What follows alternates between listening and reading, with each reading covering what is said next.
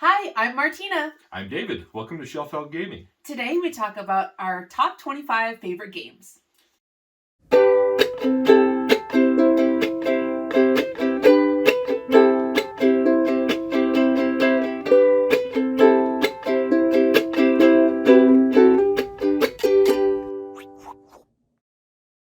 Now, a couple stipulations on this list. We started making this list almost a year ago now when we decided that we wanted to make a YouTube channel, and it's taken this long. It's now November 2022. We started at the beginning of the year. This list has already changed a lot. So we decided to not make any changes and call this our favorite games of 2021. At the end of the year or in January of next year, we'll update the list again because there's already probably 8 or 9 games that we played this year that would have made our top games. Yeah. So why don't you start us off, Martina? Okay, so number 25 for me is Codenames. I like this game. It's an intellectual kind of game, but I just don't like games that encourage fights. And I feel like Codenames, if you don't come up with a good word to clue your teammates in, it can be like there's going to be a fight. But not that that's ever really happened, but I get a little nervous. My number 25 is Forbidden Desert. It's a really amazing cooperative game, very easy to get into and very family friendly. Forbidden Island, which was the first game in that series, was the first cooperative game that we've ever played. Mm-hmm. And I really liked it, but Forbidden Desert kind of iterated on that. I think it's a better game, and it's really, really fun. I disagree. I like Forbidden Island better, but whatever. So number 24 for me is King of Tokyo. I like this game because it's very colorful and fun. It's good for kids, and also it doesn't take forever to play with kids. So if I'm not really feeling like playing a long game with my kids, I will bring up King of Tokyo because it's fast, it's fun, it's easy rule learning, and it's got fun art on it. So. Yeah. So number 24 for me is Quirkle. It's basically Scrabble with shapes and colors. And it's really simple, quick, easy to learn, a very inviting game. And I think that was the game that I played Quirkle with my wife and her parents. And that was when I realized that we love playing board games together. And so that was kind of the catalyst. But that was a very influential game to us in our relationship. Let's see. For me, number 23 is Air, Land, and Sea, Critters at War. This is a fun 2-player game. It's short. We often play it during David's lunch break at work. It's just fun. It's got fun art on it, and there's lots of variety of how you're going to play because you can move the cards. That game, there's only, I think, 18 cards in the whole game, and it's just a matter of when those cards come out, everyone has a special ability. It's really, really fun what they did with just a little amount of cards. My number 23 is Azul. There's a couple different versions of Azul. We've just played the base version. I'd like to try out some of the sequels. But the base one is, again, it's a really inviting, calm game with drafting these tiles and placing them to make this pattern of tiles on your board, and it's a lot of fun. So for my number 22, I have Skunk Hollow. It's a cute foresty themed games. I tend to gravitate towards that theme of game. It's just fun, and it's pretty simple, easy to learn. You're trying to take down this mega forest beast, and you're these cute little foxes, so it's fun. Yeah. So my 22 has already been talked about. It's Codenames. I think it is a fantastic party game, one of the best, and it's one that you can bring out in any crowd. Martina mentioned it is a little bit intimidating to be the clue giver, especially if you've never done it before, but it's really a lot of fun. Number 21 for me is Sheriff of Nottingham. This one's really fun if you want to kind of get to know someone because you have to lie a little bit. It's just fun because you can, be sneaky, but there aren't really any consequences for it. You're just playing a game. Yep. So my number 21 is Bonanza. It's a little card game where you're growing beans, and it looks super boring when I first saw it when my sister-in-law introduced the game to us, but it is a lot of fun. You have these cards in your hand and you can't rearrange the cards in your hand. That's something that's a little bit different, and it's really fun set collection game with these beans. So number 20 for me is Splendor. I like the idea of the game. I like that you're trading in these gems to get these cards that'll profit you at the end of the game, and that you can. It's kind of like tableau building. You're getting more and more powerful as the game goes on, and it's a good time. So number 20 for me is one of our go-to filler games, especially if we have more people, and it's a game called No Thanks. It's a very, very simple bidding game where you're trying not to get points, and you only have a couple chips to go around. If you don't want the card, you have to put a chip on it to say no thanks, but those chips are also negative points at the end of the game, and you don't want points. And it's very, very fun little game. So number 19 for me is Quirkle, which you've already talked about. I like it for the same reasons you do, and I liked it so much that I made it out of paper once. So, yes. And played with his younger siblings. It was a good time. Yeah. So number 19 is a game called Hive. Hive is kind of like if you had chess that were hexagonal pieces and there wasn't a board. Every piece has a unique way of moving, and it's just really fun and very tactile. The acrylic pieces on there are very fun to play with. So. Number 18 on my list is Hocus Pocus. I like the theme because I love Hocus Pocus. Wasn't crazy about the sequel, but the original Hocus Pocus movie is really fun, and the game is cooperative and also really fun. It's pretty simple, and it's a nostalgia break for sure. Number 18 for me is a small little game called Shot and Totten. Originally it was Shot and Totten, and then it was remade as Battle Line, and then it was remade again under the original name Shot and Totten. And it's a really fun lane battler game where you're playing these 3 card poker hands on either side of this border that you're trying to fight over. And it's just a really fun, simple game. Yeah, our son really likes that game. Yes, our son likes that one too, so that's fun. Next for me is Hive, which you just mentioned. It's Yeah. tactile, it's fun, it's a short game as well. Yeah. So number 17 for me is a flip and write game called Silver and Gold. This one is really fun. You're filling out these little polyomino shapes on these islands to uncover treasure and get points and that sort of thing. So it's a really fun one that you can play pretty quick as well. 16 on my list is Ghost Fighting Treasure Hunters. I love playing this game with my kids. It's awesome. They get so into it. They're like, oh no, we got a haunter. You're basically going through this haunted house. You're trying to fight ghosts and find the treasure, but you have to find them in order. So we're all working together, and it's such a fun game to play with our kids. So my number 16 is Fireball Island. I loved this game growing up, and we backed the restoration game Kickstarter and had a lot of fun playing this one too. It has lots of nostalgia for me, and it's been a great one to play with our kids and pass that love along.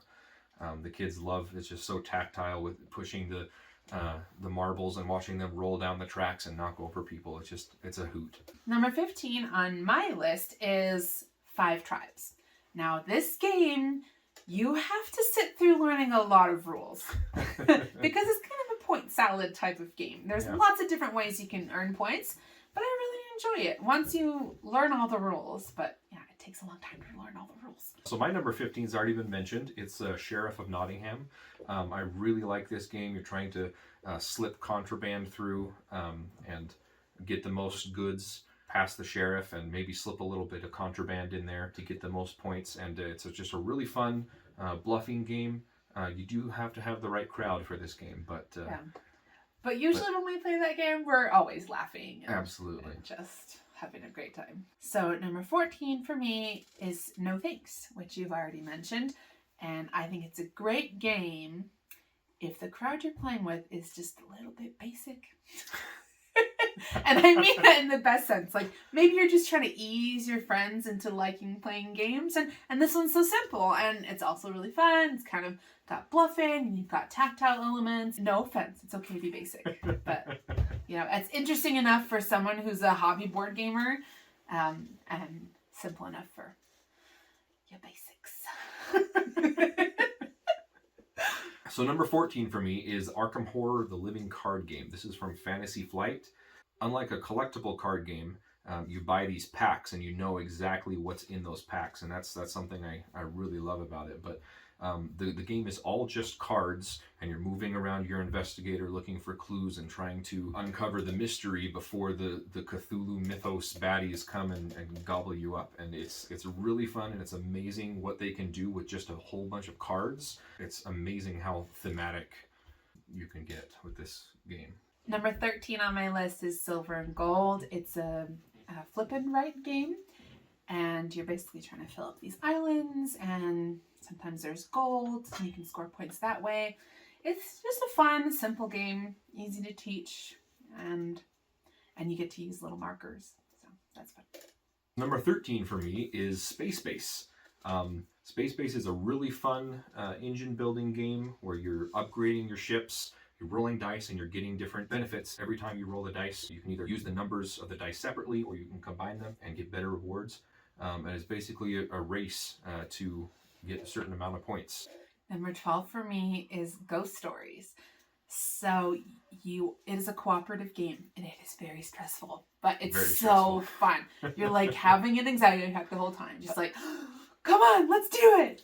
Yeah. And usually you lose, but it's really fun. When you win, though, it's amazing. It's the best feeling. Yeah. Ghost Stories is one of the hardest cooperative games that's ever made. It's not difficult because there's difficult choices to be made that you're puzzling over what is the exact right move to do. It's hard because it just overwhelms you constantly with these ghosts that you have to fight. It's just very stressful. Yeah. If you're hoping for a thrill, I recommend Ghost Stories for sure. Well, number 12 for me is Seven Wonders.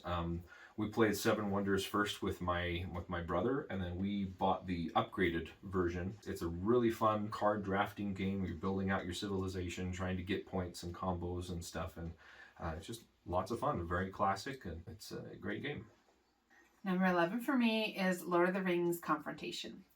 Now, it's sort of like Stratego, but it's different enough that it's okay because I have emotional scarring from playing Stratego. But I love Lord of the Rings Confrontation because I am a Lord of the Rings fan, and this game is different enough and a little bit more fun for me that I have it as my number 11. Yeah. So number 11 for me is a game called Santorini. Santorini is a really cool abstract game where you're trying to build up these towers and place one of your workers on the 3rd level to win the game. But what's amazing about this game is every single game you're handed a unique god power that will give you special powers that break the game. They might change the winning conditions for you, or they might give you special powers that you can build extra times or move extra times or something. So it's really cool seeing how all those powers come together, and so you have to outthink your opponent in getting to that 3rd level first. So number 10 for me is Seven Wonders, which you've already mentioned. I love that game. We brought this game home to my family, and my siblings and I played it, and we had so much fun. And one of my brothers was just like so determined to win. I think we played it like 7 or 8 times, but he never won. I did though. But it was great. It's forever in the favorites now because we had so much fun playing it during Thanksgiving. Yeah. So my number 10 is an awesome 2-player game called Lost Cities. Lost Cities is a game where you're collecting these sets of cards to go on different expeditions, but every time you commit to an expedition, that's negative 20 points. So you have to make sure that you have enough cards to make up those points before you go on the expedition. One of my favorite things is sometimes you'll get a really good card that your opponent really needs. And so do you lay it down to give it to them, or do you hold it in your hand the whole time, taking up a spot in your hand that you desperately need to find more cards, just so that they won't get those points? So it's a really amazing game of analyzing risk versus reward, and when are you going to play cards and when you're going to hold back. It's very, very fun. Number 9 for me is Azul, which you've already talked about. I love Azul. It's pretty, and I would like to have some of the other versions as well. I love that the little tiles kind of look like Starburst, especially the red one. They do. Yeah, don't play this with little kids, or they will try to eat the tiles. Get confused. So my number 9 is a game called Onitama. Onitama is kind of like chess in that there's special move sets that you can do, but you draw from a pool of cards, and any piece can use that particular move on the card. And so you have 2, your opponent has 2, and there's 1 in the middle. So once you use that card, you place that in the middle so your opponent gets to use it next time. And so it's a really amazing game, very thinky, and sometimes you have this perfect strategy, but you use a card that ends up giving your opponent the advantage. And it's really fun and infinitely replayable. Number 8 on my list is Dinosaur World. I love the theme of this game. I'm very fond of Jurassic Park. It is a longer game, but I still love it. Yes. So number 8 for me is a little abstract game called Quarto. It has these amazing wooden pieces. It's basically tic-tac-toe on a 4x4 grid on steroids, where you have several different characteristics of these pieces that you're trying to match in a row, either short or tall, or light or dark, or square or round, or whatever, and you get to pick the piece that your opponent is going to play on your turn. So it's a really fun twist on a classic that brings a lot more strategy to the game. It's the worst when you give your opponent the piece they need to win and they just beat you that turn. Yep. I've done that before. Number 7 on my list is Bonanza, which you've already discussed. Like you said, I thought it was going to be boring because the box is like kind of like this ugly yellow color, and and the artwork's a little weird. You learn to love it. But I was like, do we have to play this game? But I really enjoy it now, and we have a copy. Yeah. So number 7 on my list has already been talked about. It's Dinosaur World. I really love this game. You're building out your own little park. And trying not to have your tourists get eaten by dinosaurs when you take your Jeep on a little tour of the place. So it's lots of fun, tons of awesome dinosaur meeples. Yeah.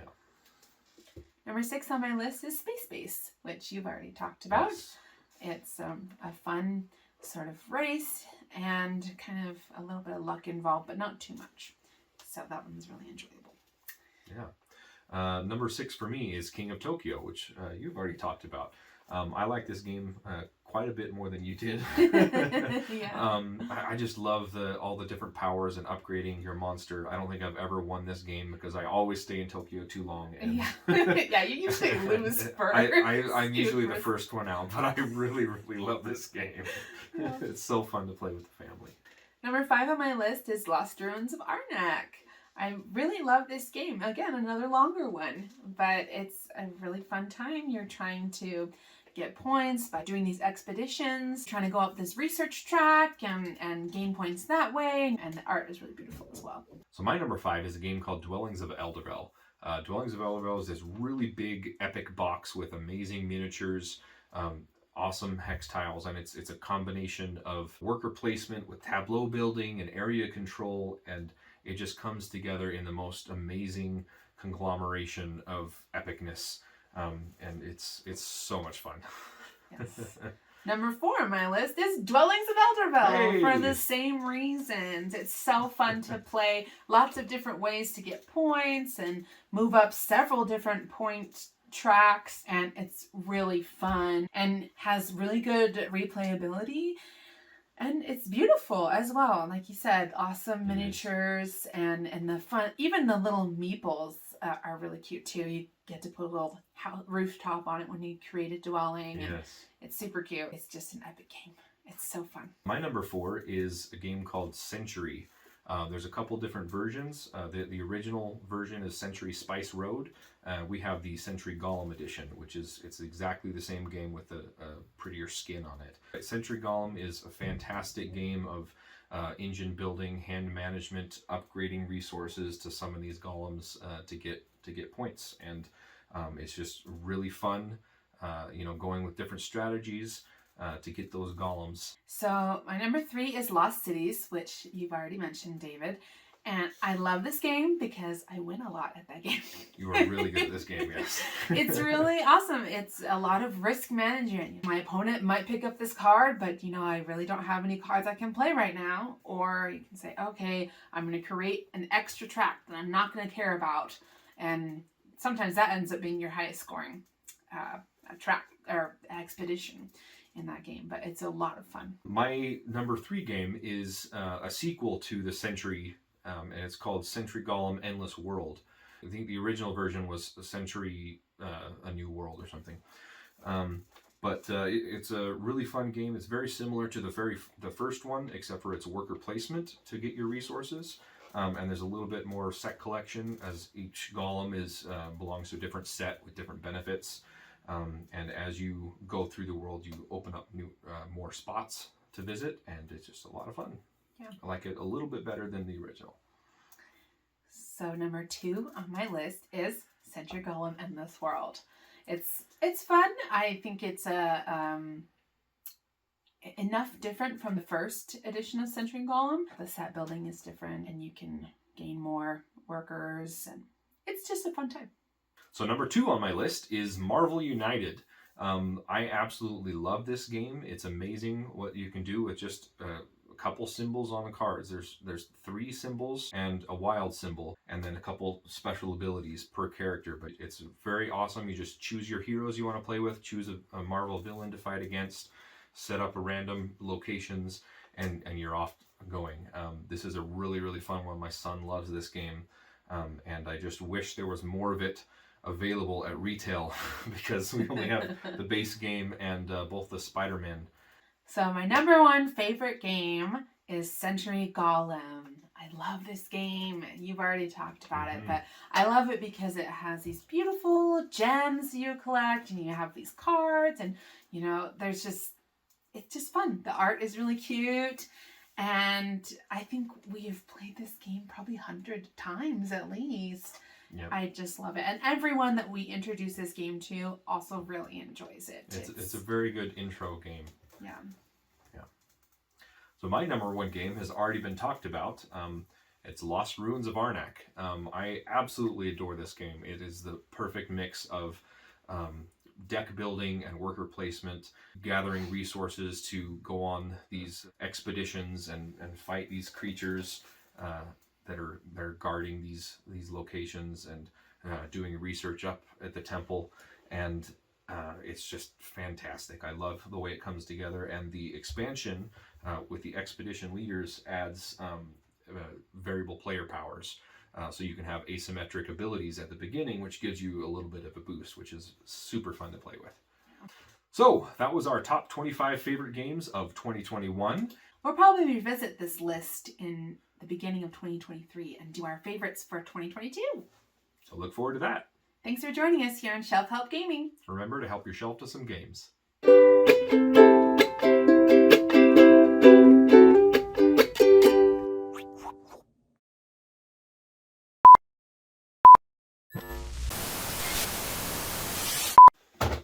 gosh.